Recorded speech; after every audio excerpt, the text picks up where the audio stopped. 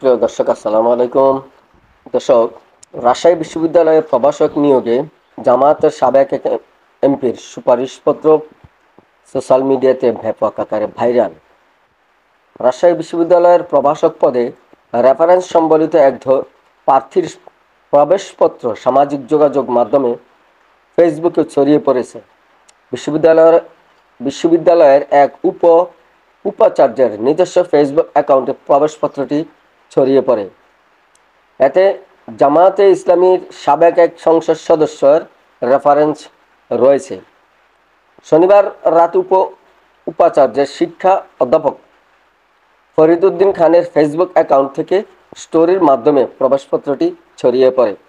প্রবেশপত্রের উপর রেফারেন্স হিসেবে ইংরেজিতে চাঁপাইনবাবগঞ্জের সাবেক সংসদ সদস্য লতিফুর রহমানের নাম লেখা আছে।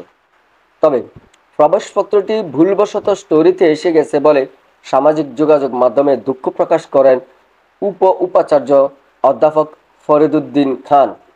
জানা যায়, আজমিরা আরেফিন নামে এক প্রার্থীকে নিয়োগের জন্য সুপারিশ করেছে লতিফুর রহমান। আজমিরা বিশ্ববিদ্যালয়ের গ্রুপ সায়েন্স অ্যান্ড টেকনোলজি বিভাগের প্রভাষক পদের প্রার্থী। আগামীকাল সোমবার সকাল 10টায় উপাচার্যের বাসভবনে দপ্তরে আজমিরা আরেফিনের সাক্ষাৎকার অনুষ্ঠিত হবে। প্রবেশপত্রে উল্লেখ আছে, সুপারিশকারী লতিফুর রহমান চাঁপাইনবাবগঞ্জ জেলা জামায়াতে ইসলামীর সাবেক নায়েবে আমির। তিনি 1986 সালে তৃতীয় জাতীয় সংসদ নির্বাচনে বাংলাদেশ জামায়াতে ইসলামীর মনোনয়ন নিয়ে চাঁপাইনবাবগঞ্জ 3 আসন থেকে প্রথম সংসদ সদস্য নির্বাচিত হয়েছিলেন। 1991 সালে পঞ্চম জাতীয় সংসদ নির্বাচনে জামায়াতে ইসলামীর প্রার্থী হিসেবে একই আসন থেকে দ্বিতীয়বার সংসদ সদস্য নির্বাচিত হন। বিষয়টি নিয়ে রাবি উপাচার্য অধ্যাপক ফরিদউদ্দিন খান তার এক ফেসবুক পোস্টে বলেছেন, আমার ফেসবুক স্টোরিতে একজন আবেদনকারীর প্রবেশপত্র কিভাবে আপলোড হয়েছে বুঝতে পারিনি। তবে মোবাইল ফোনটি নিয়ে আমার ছেলে বেশ কিছু সময় গেম খেলছিল, তখন হয়তো ভুলবশত স্টোরিতে এসে গেছে।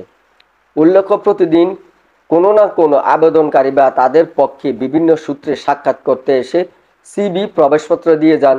আবার অনেকেই ফোন করে আবেদনকারীর প্রবেশপত্র হোয়াটসঅ্যাপে সেন্ড করে, কেউ টেক্সট করেও সুপারিশ পাঠায়।